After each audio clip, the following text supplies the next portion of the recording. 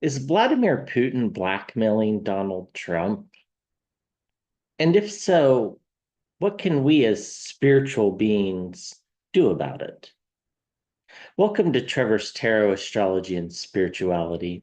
On this channel, I'd like to use this channel to do tarot scopes, explore matters of spirituality, look into conspiracy theories, also look into cold cases.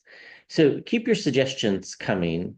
Those of you that have suggested cases to look into, I've started to do some research on them. It does take a while though, because I need to get the facts first before I can meditate and properly look into those issues. So the question at hand today, though, is Vladimir Putin blackmailing Donald Trump? And if so, what can we do about it? So I've scryed on this issue several times and I've read on it on my other channel. My other channel is called Scrying Out Loud. I'll put a link in the description if you're interested in that. They're basically all political readings. So if you're not interested in politics, the channel is probably not for you. And if you're a Donald Trump supporter, the channel is definitely not for you. So is Vladimir Putin blackmailing Vladimir Putin? I mean, is Putin blackmailing Donald Trump? Is Vladimir Putin? So I'm very clearly getting this flashing yes sign. This happens every once in a while when the answer to a question is really clear. It reminds me of the no vacancy signs in the hotels back in the day before you booked the hotels online, before cell phones and all that stuff. There used to be signs that would flash no vacancy if they were full. Is Vladimir Putin blackmailing Donald Trump?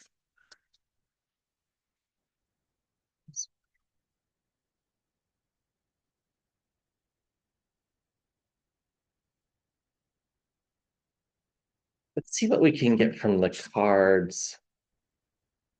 I think there are several things that he actually is holding over Donald Trump's head.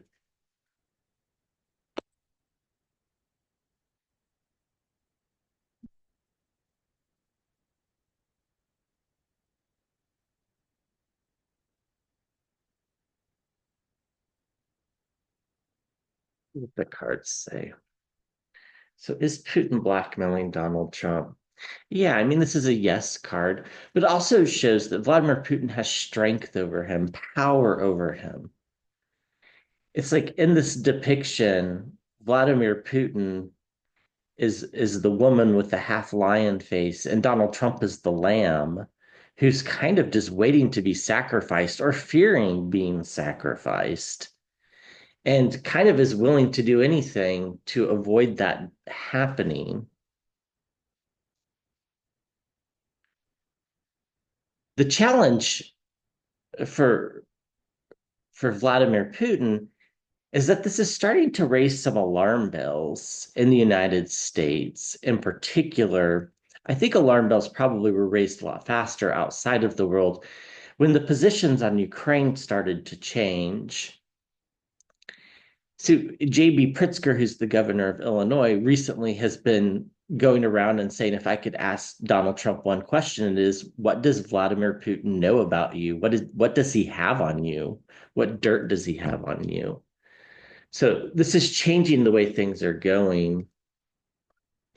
In the subconscious, we get the Ten of Cups. This is about reunions and celebrations, but it's in the subconscious. Now, somebody who's living in the United States, this feels like it's a dreamy state.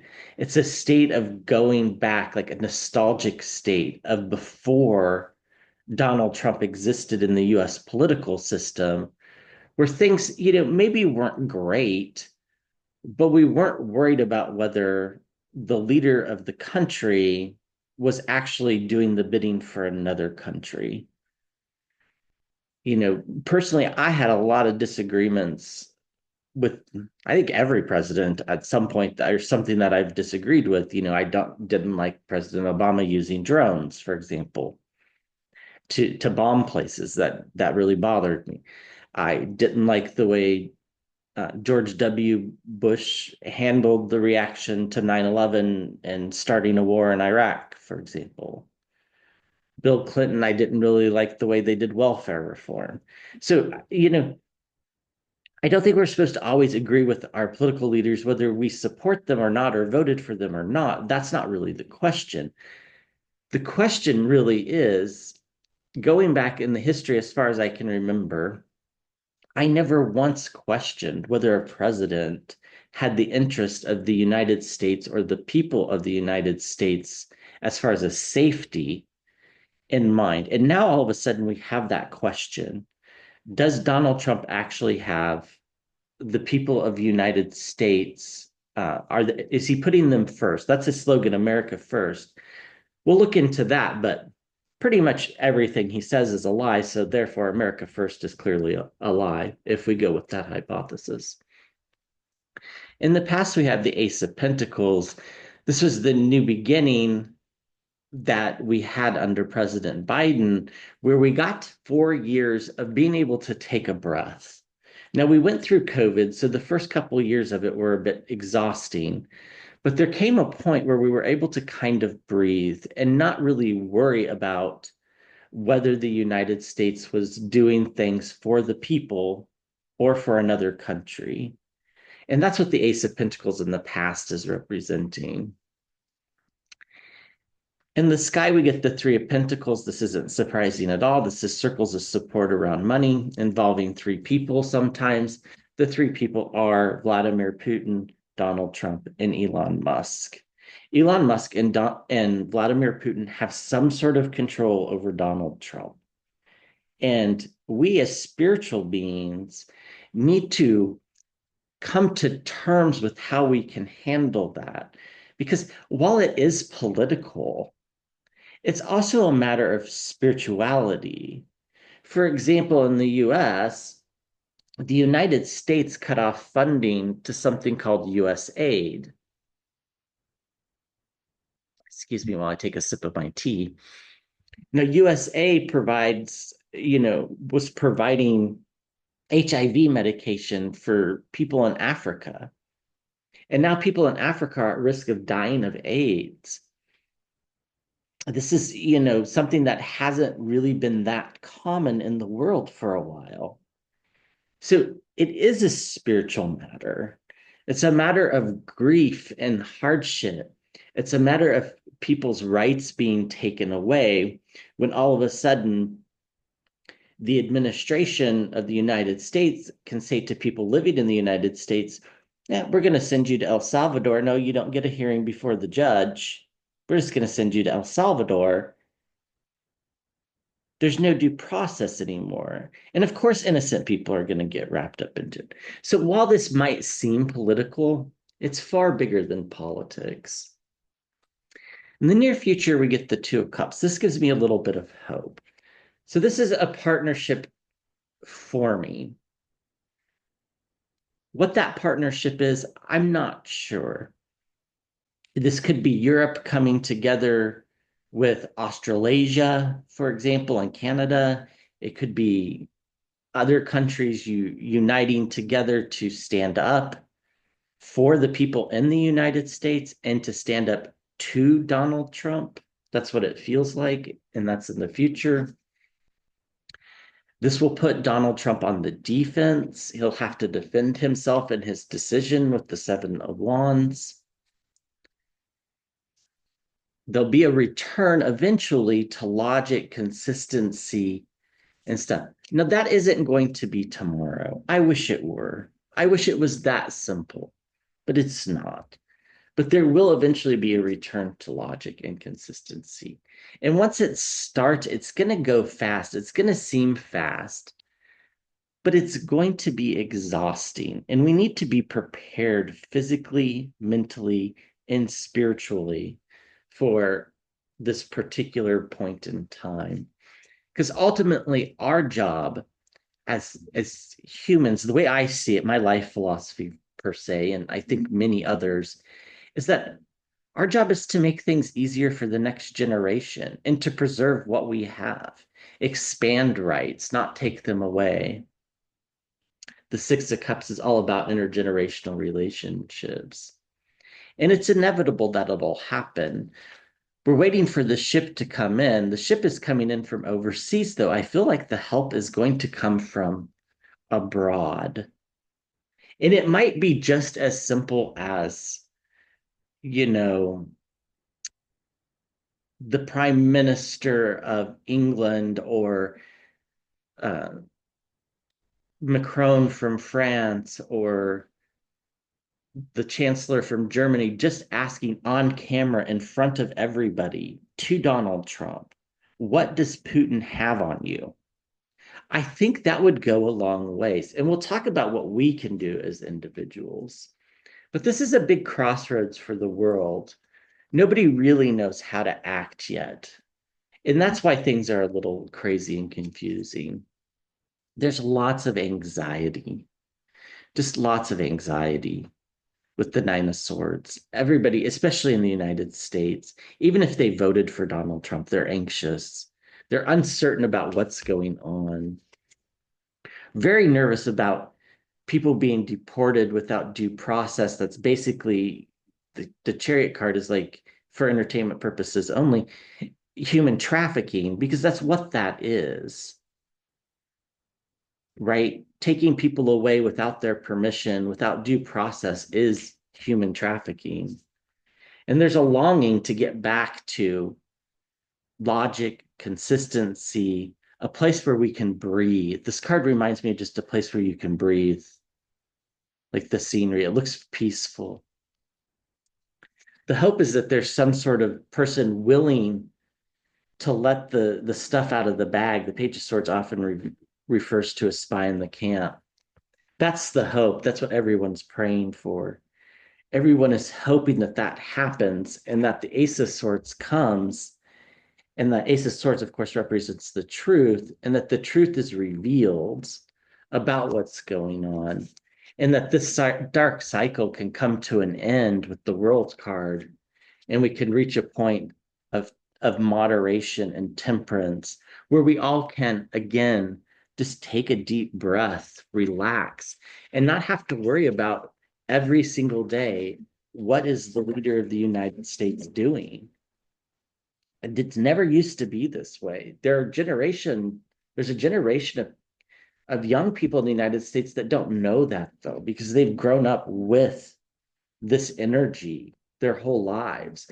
Donald Trump came on the scene in uh, 2015 politically, been on the scene a lot longer than that non-politically.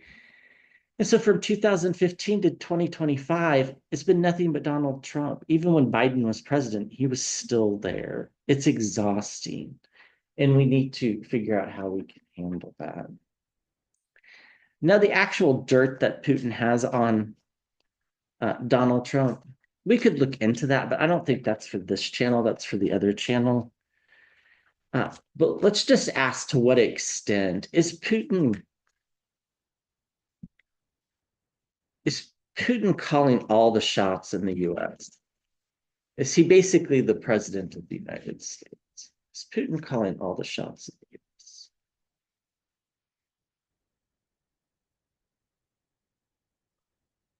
I think the answer is kind of like yes and no. With regards to certain policies, the answer is yes. In regards to others, the answer is no. Let's see what the cards say. I think he's definitely influencing foreign policy as it relates to Russia, for sure. I believe we will see a move to remove sanctions from Russia. We will see a weakening of NATO, for example. I don't think we'll see the full end of it. There's lots of fighting, and Putin has to realize that the United States still, while hanging sort of by a thread, is a functioning democracy and with three branches of government. And Donald Trump can't just do whatever he wants. That's just not the way it works here. So there are things that Putin wants done that Donald Trump can't handle or can't accomplish because it just isn't legal. The problem for Putin is he wants to bring the whole system down But the whole system is built on checks and balances, and it's going to be difficult to do that. I don't think it's going to happen, by the way. So I don't think there's anything to be scared of. I think it's just going to be a turbulent time while he's president. Very much at a crossroads. Putin would like to take the US this way. The country wants to go this way. And eventually, those heads are going to meet opposition. Eventually, Donald Trump is going to have to answer to the voters, whether that's in a midterm election where they vote out the Republican Party. So Donald Trump has basically no control and investigations start, because that's what's going to happen if the Democrats take over. In the past, there was this fiery message from Putin. This is the blackmail. This is Putin saying to Donald Trump, hey, do what I say, or this is going to come out. And what he has on him isn't that important for us to understand. What is important is it's way worse than anybody can imagine. It has nothing to do with stolen elections. It has nothing to do with money laundering. It is something that would absolutely destroy him with not only his fan base and the American people and the people around the world, but also with his family. It would completely destroy. I will let you think about what that is. It's not too hard to put together, but I don't want to say it aloud. Putin's goal is to get the US isolated. That I do think he is accomplishing. And that might be good, not for the United States, but for the world. And those of us in the United States might need to take a perspective of, well, what's best for the world? Well, sharing intelligence with the United States probably isn't best for the world, because sharing intelligence with the United States is probably sharing intelligence with Vladimir Putin. But something's going to change in the near future where we get reunions and celebrations. The people take back the power. So I don't think Putin's calling all the shots because of the checks and balances, but I think that's all going to come crashing down soon, anyhow. We get the hanged man pausing in suspension. People in the United States are really taking a look at this. And I think it would be beneficial if there were people in the public speaking out and just asking the question, what does Vladimir Putin have on Donald Trump? And just keep repeating it until it's asked to Donald Trump. We get the Ten of Pentacles. Again, thinking about the next generation. This is the inheritance card. So Putin wants to destroy the United States kind of from the top down, in a sense. And that's not really the way it works, because in the US, everything kind of works from the bottom up, versus in a dictatorship or an autocracy, things work from the top down. Now, while the United States is definitely trending towards an autocracy, the president still doesn't have ultimate power. We get the Wheel of Fortune in the hopes and fears. The hopes is that the Wheel of Fortune turns towards human rights, good, decency. The fear is that it does not. But there are going to be things coming to the surface. This is all going to get revealed with time. But that does not make it any easier. We get the Nine of Swords again. There's a lot of anxiety, and rightfully so. Why wouldn't we be anxious? You know, one of the best things about, or one of the best ways to deal with anxiety is to just, this is not health professional advice, this is tarot reading. But one of the things I have found that is best when I have anxiety is just to say, I'm anxious. Not to ask why, but just to say, I'm anxious, and acknowledge it and sit with it. And we get the Queen of Swords, logic and consistency. That's going to come. And once the downfall starts to happen, it's going to come quickly. Donald Trump will be wounded by this battle. He'll be the guy in the background who's there. The victor will be the American people. And this will bring about a new beginning for the country and for the world. You know, there'll be a world where the United States it's going to take a while for the US to build back trust because the voters, elected this guy knowing that he was a felon and stuff like that. But eventually that trust will be built back. So, what can we do as spiritual beings? What can we do to, I'm going to use this deck. What can we do as spiritual beings to help this process and to help get through this time? Please guide us. What could we do to help bring this era to an end and keep as many people safe as possible? What can we do?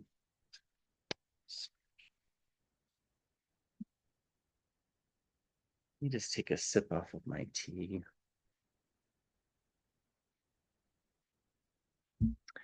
Allergy season has begun here, which is good because it's spring, bad because it's allergy season. What can we do spiritual?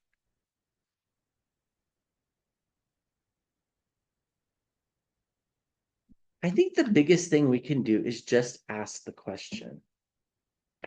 If you're in the United States, keep asking your representative and your senator, what does Vladimir Putin have on Donald Trump? And don't let it go.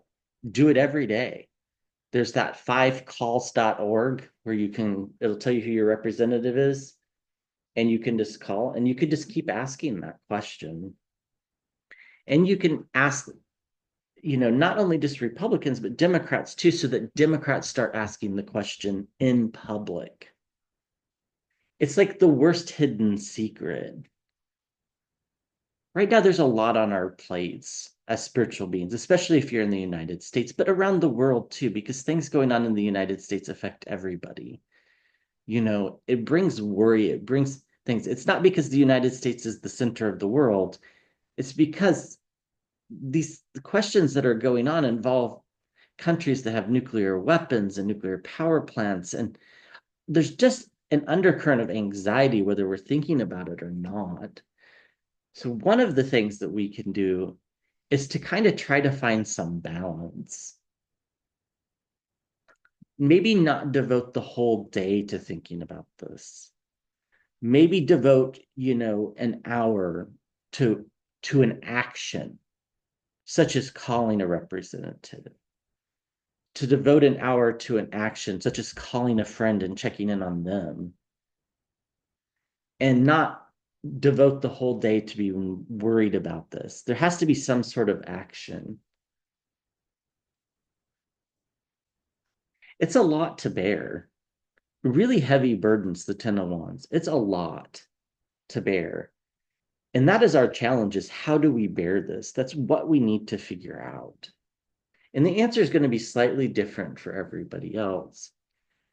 Right now, there's almost a state of dismay. Like things have been lost. The 5 of Cups, it's dismay. Maybe even a state of like anguish. It's like things are unbelievably toxic, and it's confusing about how to go about them. In the past, we get the Empress. This is my card for Russia. Empress is the mother Russia. Eventually, Putin's grip will be in the past, and we just need to know that. It's not in the past yet, but if we just know that eventually it's going to be in the past, and it's up to us to take action to put it there, I think that will make things better. It's about giving and receiving. Now, this is often about repayments of loans and debts, but in this case, in a spiritual sense, this is about giving and receiving help. Talking to people about your problems, listening to others about their problems, addressing the issue at hand, but not doing it to where it overwhelms us. Because we do ultimately need to be ready emotionally.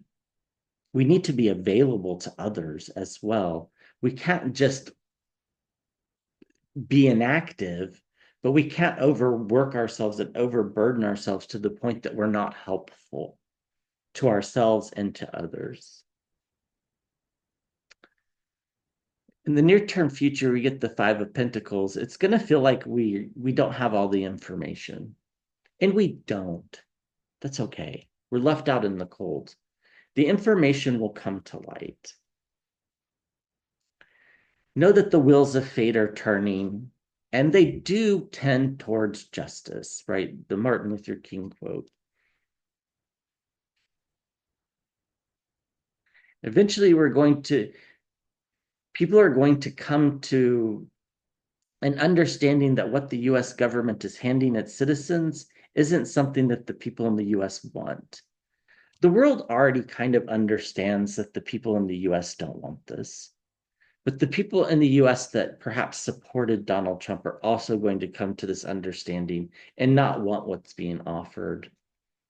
And ultimately, judgment is going to happen in the hopes and fears. We just need to know that. We need to know that everything's going to be okay. That doesn't mean we're inactive, because I do think we need action, but everything eventually will be okay. When we get the Two of Cups, we're going to find unlikely partners. This might be partners with people that actually voted for Donald Trump that have now changed their mind. And the partners will be there to help take down this Three of Pentacles. The Three of Pentacles being Donald Trump, Vladimir Putin, and Elon Musk, exchanging monies, helping each other. That'll be what the new partnerships will be for. And why do we want them and why are they going to happen is because ultimately it's about the next generation and leaving things intact with the Six of Cups for the next generation. And it's a great card underneath. Justice. Justice is going to happen. So we need to know that. I know a lot of you are very worried. I'm worried too. It's okay. We'll get there. Action, but not so much that we take ourselves out of the game. Thank you for listening, and I'll be back with another video soon.